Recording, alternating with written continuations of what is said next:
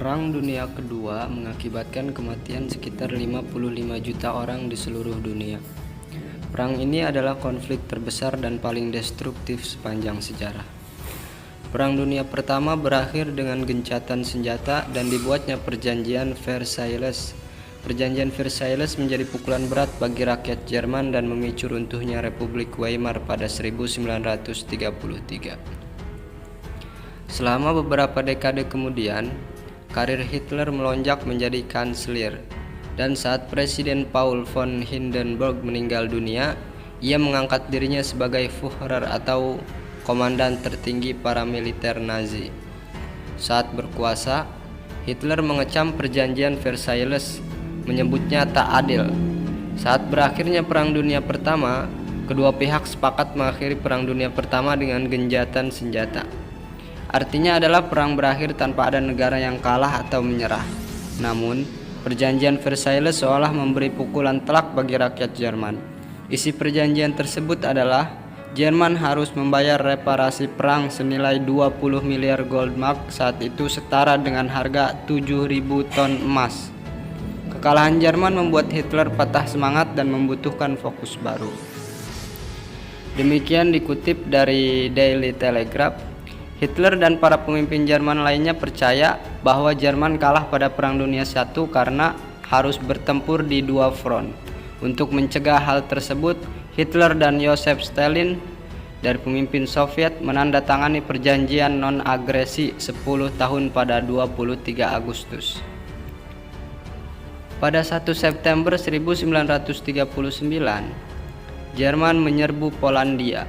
Saat itulah Perang Dunia Kedua dimulai.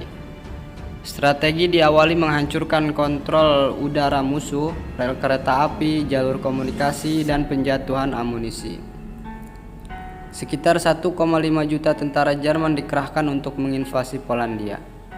Jerman memamerkan strategi tempur modern yang dikenal Blitzkrieg. Strategi ini tidak mengenal pertahanan statis atau benteng seperti di Perang Dunia Pertama. Namun, pertahanan terbaik dalam strategi ini adalah gabungan pasukan yang terus bergerak saat melakukan serangan. Serangan itu membutuhkan mesin perang yang terus bergerak, pesawat tempur yang menguasai udara, serta pasukan infanteri besar yang terus bermanuver. Serangan semacam ini akan membuat musuh terkejut, kesulitan berkoordinasi sehingga mudah dipojokkan. Inilah yang membuat pasukan Jerman saat itu sukses menggilas Polandia. Hanya dalam tempo 2 hari saja Polandia sudah hancur lebur dan menewaskan sekitar 6 juta warga dan militer Polandia. 2 hari setelah serangan Jerman ke Polandia, Inggris dan Perancis menyatakan perang terhadap Hitler. Lalu Inggris mengultimatum Jerman agar menarik pasukannya dari Polandia. Ultimatum itu disambut Jerman dengan menenggelamkan kapal-kapal Inggris di perairan Eropa. Setelah menyerang Polandia, Jerman melancarkan serangan ke Denmark dan Norwegia, dan Jerman berhasil menunduki kedua negara tersebut. Lalu, Jerman pun menyerang Belanda. Sebagai perbandingan, Belanda yang menjajah negeri Indonesia 350 tahun yang bagaikan monster bagi negeri ini. Nazi Jerman hanya membutuhkan waktu 5 hari saja untuk memaksa kerajaan Belanda bertekuk lutut, menyerah di tangan keganasan Hitler. Jerman berhasil menguasai Belanda pada Mei 1940 sehingga Ratu Wilhelmina mengungsi ke Inggris dan terus maju ke Belgia. Pasukan gabungan Inggris, Prancis, dan Belgia tidak dapat menahan laju Blitzkrieg Jerman hingga ke Dunkirk. Namun peristiwa ajaib pun terjadi.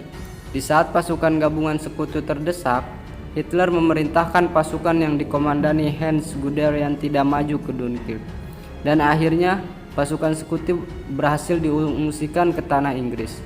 Para sejarawan menyebut ini blunder pertama Hitler yang membuat sekutu menyiapkan serangan belasan. Belgia pun jatuh pada 11 Mei 1940. Italia mengumumkan perang melawan sekutu serta dilanjutkan menyerbu Prancis pada 10 Juni 1940. Jerman menyerang Prancis dan berhasil menduduki Prancis pada Juni 1940, sehingga menyebabkan tentara Prancis di bawah pimpinan Charles de Gaulle mengungsi ke Inggris. Jerman kemudian melanjutkan serangannya di front barat dengan menyerang Inggris. Namun usaha ini gagal karena Inggris memiliki angkatan perang yang masih lebih baik dibandingkan negara Eropa daratan. Dan saat itu Inggris masih menyedang sebagai raja lautan dengan armada angkatan laut kerajaan Inggris yang sangat besar. Jerman juga tidak menjadikan Inggris sasaran utama dan sebenarnya ingin berdamai dengan Inggris usai peristiwa Dunkirk. Namun, pidato perdamaian Hitler itu ditolak oleh rakyat Inggris dan Perdana Menteri Inggris Winston Churchill juga tidak berminat. Hal itu dimuat siaran berita BBC Inggris pada bulan 25 Agustus 1940. Angkatan udara kerajaan Inggris menyerang ibu kota Jerman Berlin dengan ribuan pesawat pengebom. Dan untuk pertama kalinya membuat penduduk Jerman ikut merasakan perang ini. Maka Luftwaffe melakukan serangan balasan pada tanggal 7 September 1940. Pesawat-pesawat Jerman berterbangan ke langit London dan menjatuhkan bertonton bom di atas udara. Serangan malam hari itu menimbulkan kepanikan luar biasa di London hingga menimbulkan korban jiwa dan kerusakan hebat di London. Ibu kota negara kerajaan terbakar hebat, London menjadi lautan api. Selama berhari-hari tengah malam selama awal September itu, Luftwaffe menjatuhkan bom-bomnya dari atas kota London. Warga London terpaksa diungsikan. Sebagian lainnya ada pula yang terpaksa bersembunyi di ruang bawah tanah di rumah-rumah mereka. Sebagian warga kota tewas bergelimpangan tertimpa reruntuhan. Sebuah peristiwa yang membuat pemerintah Inggris yang baru menjadi ketar-ketir. Pemerintah Inggris, Winston Churchill, itu segera menghubungi Presiden Amerika Serikat, yang saat itu adalah Franklin Delano Roosevelt.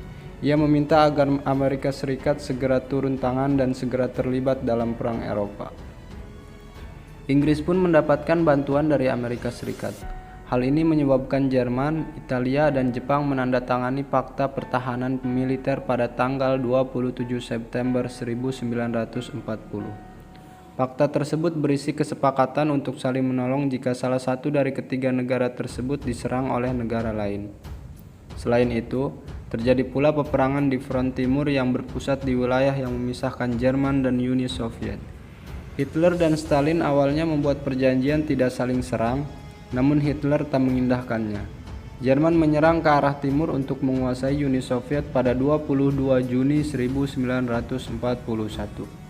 Sementara di Asia Pasifik, Jepang membombardir pangkalan armada Angkatan Laut Amerika di Pearl Harbor, Hawaii pada tanggal 7 September 1941. Serangan itu memaksa Amerika masuk ke dalam Perang Dunia Kedua. Langkah Jerman menginvasi Soviet ini merupakan ambisi pribadi Hitler yang telah dituangkan ke dalam bukunya yaitu Mein Kampf pada tahun 1925. Hitler mengatakan secara gamblang bahwa rakyat Jerman butuh tanah, butuh ruang untuk hidup, dan hal itu dapat diraih dengan menguasai tanah-tanah Uni Soviet yang memiliki daratan yang sangat luas dan kekayaan alam termasuk minyak bumi. Hal ini tidak sengaja menghidupi rakyat Jerman, tapi juga dapat menggerakkan mesin perang Jerman dan tentaranya. Padahal, upaya Hitler untuk menginvasi front ke timur ini sudah mendapat banyak tantangan dari para jenderalnya, khususnya di Angkatan Darat. Karena di waktu bersamaan, Jerman masih menghadapi peperangan di front barat dengan jarak yang terlampau jauh serta waktu pelaksanaan yang kurang tepat untuk menyerbu front timur. Namun atas kekerasan hati Adolf Hitler, operasi ini pun dilaksanakan juga. Hitler mengerahkan kekuatan sebanyak 150 divisi, 139 diantaranya divisi Panzer. Jumlah tentara yang dikerahkan mencapai 3 juta manusia dan didukung oleh 3.350 tank, 7.184 artileri, 2.770 unit pesawat, dan 600.000 unit kendaraan. Pengerahan kekuatan ini menjadikan operasi Barbarossa sebagai operasi militer yang terbesar di dalam sejarah. Mulai dari molornya waktu operasi, dari jadwal yang ditentukan dan terpecahnya konsentrasi peperangan hingga pengalihan tengah yang telah siap merebut kota Moskow. Untuk bergerak ke selatan menjadi masalah itu tersendiri. Hitler membagi pasukan daratnya ke 3 jalur penyerangan. Grup pertama ke utara, dipimpin oleh Jenderal Wilhelm von Lieb menuju Leningrad. Grup 2 melalui jalur tengah menuju Smolensk dan Moskow. yang dipimpin oleh Jenderal Fedor von Bock, dan grup ketiga ke selatan Kiev, Ukraina yang dipimpin Gerd von Rundstedt. Uni Soviet yang saat itu dipimpin oleh Joseph Stalin sebenarnya tengah dalam kondisi yang tidak siap menerima gempuran. Waktu itu beberapa kota Soviet berhasil digulung dan dengan mudah oleh Jerman. Di front timur, selama musim panas tahun 1942, Jerman dan blok porosnya kembali menyerang Uni Soviet dengan tujuan merebut Stalingrad di Sungai Volga, serta kota Baku dan ladang minyak Kaukasus. Serangan Jerman terhenti di kedua medan perang tersebut pada akhir musim panas 1942. Pada bulan November, pasukan Soviet melancarkan serangan balasan di Stalingrad, dan pada tanggal 2 Februari 1943, Angkatan Darat ke-6 Jerman menyerah kepada tentara Soviet. Pasukan Jerman melancarkan satu serangan lagi di Kursk pada bulan Juli 1943 yang merupakan pertempuran tank terbesar dalam sejarah. Tapi pasukan Soviet mengcounter serangan itu dan memegang dominasi militer yang terus dipertahankan selama masa peperangan. Blunder yang dilakukan Hitler juga membuat dominasi tentara Jerman juga menurun tajam. Tentara Merah akhirnya berbalik menguasai medan dan berada di atas angin. Datangnya musim dingin yang hebat juga menguntungkan tentara Uni Soviet yang lebih menguasai medan. Jerman yang juga mengandalkan strategi Blitzkrieg tidak berlaku di dalam Soviet yang luas.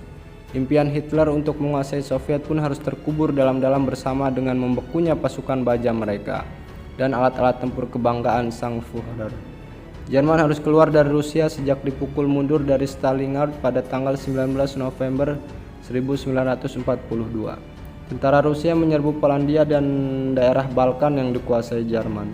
Pasukan Uni Soviet berhasil merebut kembali wilayah Rumania, Bulgaria pada tahun 18 September 1944, Yugoslavia 12 Oktober 1944, dan Hongaria 13 Februari 1945. Italia akhirnya menjadi sasaran sekutu dengan pengiriman pasukan di bawah pimpinan Jenderal Dwight de Eisenhower. Pasukan ini melalui Sisilia dan Napoli pada bulan Juli 1943. Pasukan sekutu mendarat di Sisilia dan bulan September mendarat di pantai daratan utama Italia. Setelah Dewan Agung Partai Fasis Italia melepaskan jabatan Perdana Menteri Italia, yaitu Benito Mussolini, sekutu Hitler, militer Italia mengambil alih dan melakukan negosiasi untuk menyerah pada pasukan Amerika pada tanggal 8 September. Pasukan Jerman yang ditugaskan di Italia merebut kendali atas separuh dari wilayah peninsula bagian utara dan terus melanjutkan perlawanan.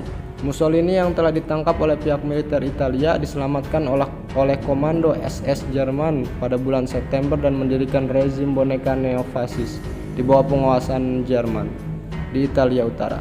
Pasukan Jerman terus menguasai Italia Utara hingga menyerah pada tanggal 2 Mei 1945. Pasukan Eisenhower dan pasukan Montgomery menyerbu Normandia pada 6 Juni 1944. Serangan ini tidak mampu diatasi oleh Jenderal Rommel dan Rundstedt. Prancis pun berhasil direbut dari kekuasaan Jerman pada akhir Agustus 1944. Pada tanggal 11 September 1944, pasukan Amerika pertama menyeberang masuk ke Jerman sebulan setelah pasukan Soviet melintasi perbatasan timur. Pada pertengahan Desember, Jerman melancarkan serangan balasan di Belgia dan Prancis Utara yang dikenal sebagai Pertempuran Bulg. Namun gagal. Angkatan Udara Sekutu menyerang pabrik-pabrik industri Nazi seperti pabrik yang berada di kamp Auschwitz. Meskipun begitu, kamar gas tak pernah dijadikan sasaran. Sekutu menyerbu Jerman menuju Berlin. Pasukan Soviet mulai membuka serangan pada tanggal 12 Januari 1945 dan membebaskan Polandia Barat, sehingga memaksa Hungaria, sekutu blok poros, menyerah. Pada pertengahan Februari 1945, sekutu mengebom kota Dresden, Jerman. Pasukan Amerika menyeberangi Sungai Rhine pada tanggal 7 Maret 1945. Serangan terakhir Soviet pada tanggal 16 April 1945 memungkinkan pasukan Soviet mengepung ibu kota Jerman, Berlin. Göring berhasil ditangkap sedangkan Hitler dan Goebbels bunuh diri.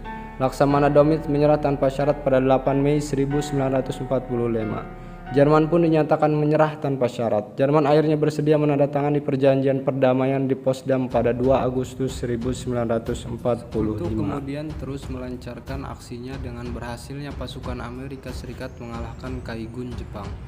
Jenderal MacArthur dan Laksamana Chester Nimitz berhasil menduduki Filipina 1944 dan Iwo Jima serta Okinawa 1945. Amerika Serikat akhirnya menjatuhkan bom atom di atas kota Hiroshima dan Nagasaki. Jepang pun ditaklukkan dan menyerah tanpa syarat kepada sekutu pada 14 Agustus 1945. Jepang bersedia menandatangani perjanjian di atas kapal perang USS Missouri di Teluk Tokyo pada 2 September 1945. Akhir dari Perang Dunia II ditandai dengan menyerahnya Italia, Jerman, dan Jepang kepada sekutu. Setelah itu, kedua belah pihak mengadakan perjanjian-perjanjian perdamaian yang diusung oleh seluruh pemimpin di dunia.